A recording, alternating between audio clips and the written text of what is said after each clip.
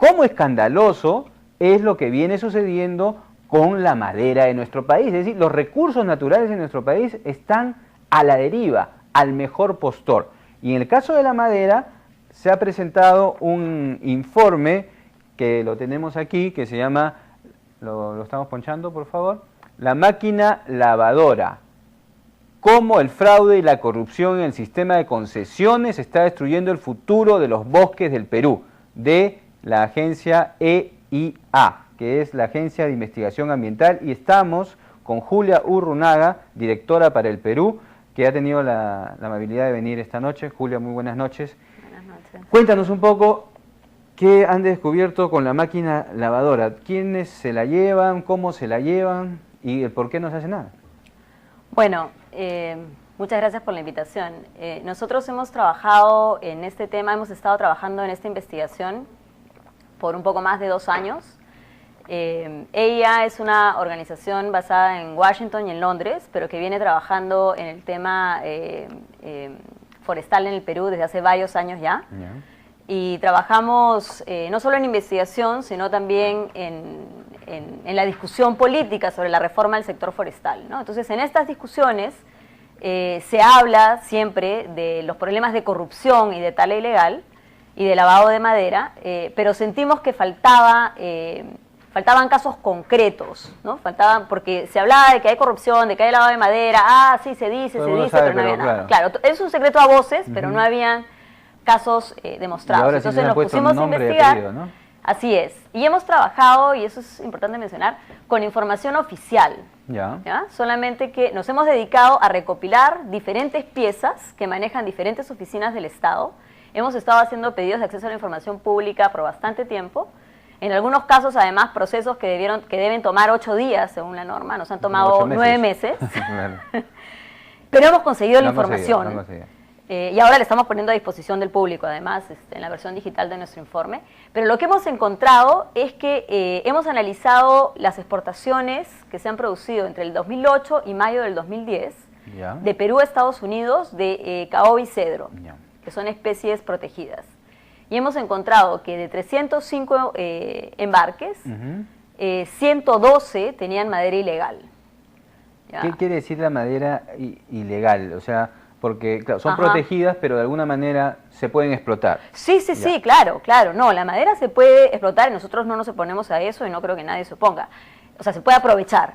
Pero el asunto es, hay una serie de procedimientos, claro. Si uno tiene una concesión, ahí puedes explotar. Claro, pero tu concesión, una concesión tiene un área bastante grande, o entre 5.000 y 50.000 hectáreas, y se divide en 40 parcelas que tú vas a trabajar cada una en un año diferente. Entonces tú, antes de entrar a trabajar en tu parcela, presentas un plan, que se llama un plan operativo anual. Para ese plan tú tienes que hacer un inventario forestal. Entonces tienes que entrar al bosque con un GPS, identificar los árboles que vas a aprovechar, marcarlos con coordenadas, hacer un listado y decir, quiero aprovechar tantos árboles de tanta especie que miden tanto. ¿Y eso se hace? Se presentan los inventarios, sí. El problema es que lo que hemos detectado es que gran parte de esos inventarios son falsos.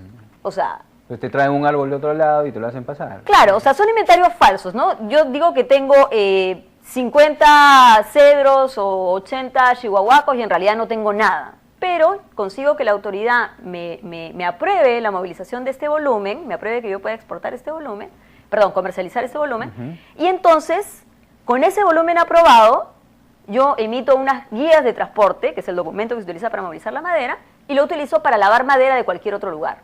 Porque yo no tengo madera en mi concesión. ¿Qué voy a sacar con esos papeles?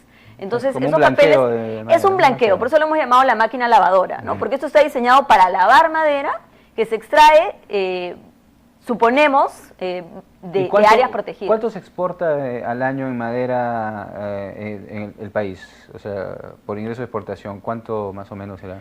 Mira, esa cifra no la tengo en este momento, te la puedo conseguir después, pero además este informe, ese no es el enfoque de este informe, ¿no? Nosotros no estamos enfocados en un informe cuantitativo, sino que queríamos un estudio cualitativo de lo que pasa en el campo. De hecho, nosotros estábamos tratando de conseguir 4, 5, 6 casos tipo para presentarlos y nos encontramos 112, ¿no? Y esto además con información parcial, porque no nos han entregado la información total de parte del Estado. Entonces, si sí, tuviéramos acceso a la información total, estamos seguros que sería más alto el porcentaje de Vamos a ilegalidad. hacer la pausa y seguimos conversando sobre el tema de la madera. Vamos con la máquina lavadora. Es el informe del EIA, cómo el fraude y la corrupción en el sistema de concesiones están destruyendo los bosques del Perú.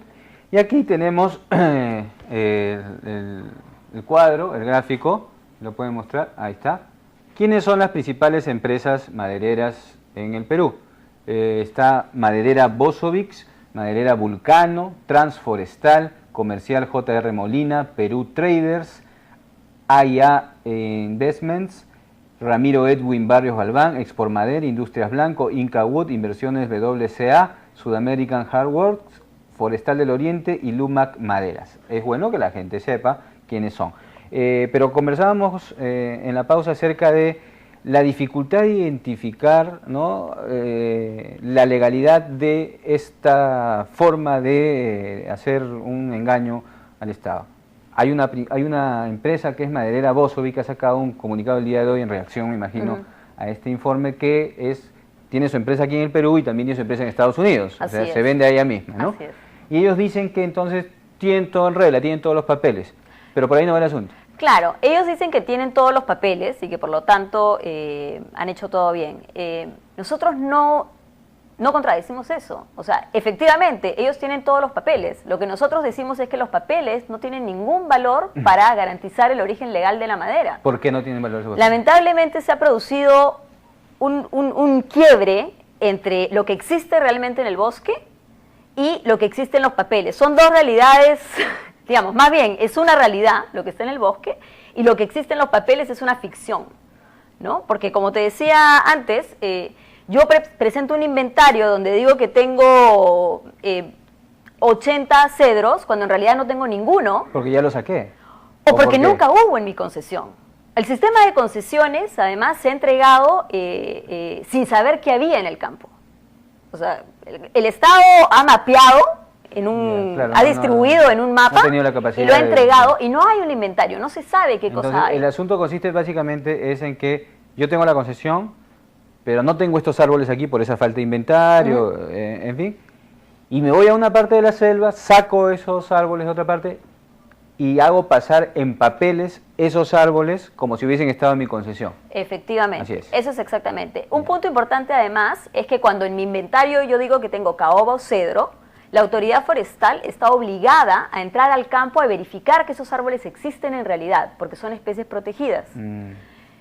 Nosotros hemos visto documentos de esa verificación previa que dicen, sí, entramos al campo y todo está perfecto y está firmado por funcionarios, ¿no? Pero en realidad, cuando entras al campo a verificar, ¿no?, como ha entrado Sinfor y como hemos entrado nosotros en el caso de una concesión, cuando entras al campo a verificar, es mentira, esos árboles no existen. Porque cuando uno entra a verificar, busca o el árbol en pie o el tocón, que es lo que queda claro, después de que uno... Y estamos hablando, pues, no de arbolitos de parque, estamos hablando, ¿no?, de unos árboles grandes. Entonces, eso no se pierde.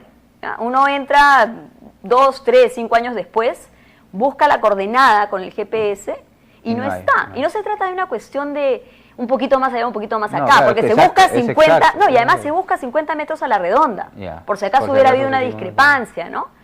Y los árboles no existen y sin embargo se han exportado. Y o sea que acá hay varios asuntos. Uno, que se está sacando árboles del bosque donde no se debería sacar. Áreas protegidas, reservas delito, indígenas, ¿no? Claro. Eso es un delito. Ese es uno. Lo otro es que eso hace que estos señores ganen más de la cuenta, me imagino también.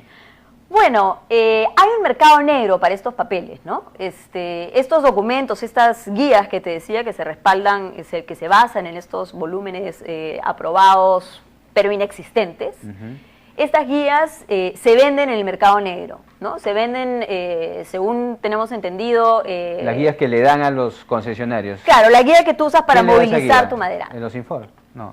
No. Quien te aprueba el volumen es la autoridad forestal. ¿Quién es la autoridad forestal? ¿Quién es el funcionario? Esa es una buena pregunta, porque depende de la zona del país y del momento en que se ha aprobado el documento. Porque hasta hace pocos años teníamos el INRENA. Ya. El INRENA desapareció y sus funciones se trasladaron a la Dirección General Forestal, que está en el Ministerio de Agricultura. La Dirección General Forestal tenía oficinas descentralizadas, las ATFFS, pero algunas de estas ATFFS han sido reemplazadas por las oficinas, por los programas regionales, los gobiernos regionales. No. ¿Ya? Entonces, no hay claridad. No hay una claridad, hay una confusión, o sea, no hay alguien que podamos decirle en este instante, señor, ha salido este informe, usted es el responsable, denos satisfacciones. Hay que ir a ver caso por caso para ver quién firmó ese POA, pero ese plan de manejo. Debería haber una autoridad. Ahora, la información está, ¿no? Solamente claro, que hay que ir a verla caso por caso. O sea, yo no te puedo decir ahorita en general, pero si vemos caso por caso... Entonces, si yo voy ahora, mañana, donde el ministro del Ambiente, y él me va a decir, bueno, esto no está en mi competencia. Así es, claro. Ese es Ministerio de Agricultura. Y si voy donde la Agricultura, ahí debería estar. Ahí debería estar, porque Agricultura maneja los bosques de producción, que son los bosques donde se instalan las concesiones. Ok, y ustedes, como ella... ¿Cómo ven este caso de nuestro país en relación a la región o al mundo? ¿Es muy grave? ¿En todas partes sucede esto? Creemos que, bueno, a ver, si hablamos de Madagascar o otros, digamos, países lejanos y con niveles de desarrollo bastante menores a los nuestros, puede, digamos, que hablemos de una situación similar, pero el nivel... Yo creo el nivel sobre todo de lavado, ¿no? Y el nivel de complicidad en los diferentes niveles, el público-privado, yo creo que no tiene un similar que nosotros tengamos documentado, por lo menos, en la región, ¿no? Y esto además tiene, disculpa, una relevancia especial en el contexto del TLC entre Perú y Estados Unidos. A ver, eso es lo último que nos querías decir. Cuéntanos, ¿qué tiene que ver? Porque el TLC entre Perú y Estados Unidos tiene una herramienta interesante, tiene un anexo forestal que se creó para garantizar, digamos, con la idea de asegurar que un comercio libre no facilitara un comercio ilegal. Entonces había una serie de protecciones para asegurar anticorrupción en el sector forestal, participación ciudadana y qué sé yo. Entonces, a la hora que se demuestra con documentos que Perú está exportando madera ilegal a Estados Unidos tiene la obligación de pedir a Perú que revise lo que está pasando y activar unos mecanismos. ¿Lo va a pedir? Lo va a pedir. Bueno, nosotros estamos yendo a presentar este informe ante las autoridades norteamericanas también, porque ellos son corresponsables. Nosotros creemos que estamos convencidos que la demanda es el punto de origen. O sea, si hay demanda por un producto ilegal, va a haber una oferta ilegal. Entonces, claro, Estados Unidos puede terminar siendo... Cocaína también, claro, sí, es corresponsable en este delito. Entonces, ellos tienen la obligación de activar estos mecanismos que existen en el TLC, de pedir a Perú que haga verificaciones y auditorías sobre lo que está pasando con los embarques, con los exportadores y con las concesiones. Si el Perú no es capaz de explicar o de sustentar la legalidad o de explicar a Estados Unidos cómo va a garantizar la legalidad de estos embarques, o no es capaz de responder satisfactoriamente a las preguntas de Estados Unidos puede incluso activar ya el mecanismo del TLC entero, okay, el mecanismo de resolución de controversias del TLC y afectar todo el TLC. Nosotros no queremos que eso llegue ahí, pero esperamos que la presión sirva para que finalmente se actúe en un sector que necesita una reforma, ¿no? Julia Urrunaga, directora para el Perú de la Agencia de Investigación Ambiental. Y aquí está, las autoridades que lo quieran conocer y saber, aquí está el informe para que se tome la medida del caso y nuestros recursos, en este caso forestales, no sean pues manipulados de esa manera con engaños. Julia, muchísimas gracias y gusto por conocer. Muchísimas gracias, y el informe está disponible en la web, en versión digital para todo aquel que quiera leerlo en inglés y en español. Muy bien.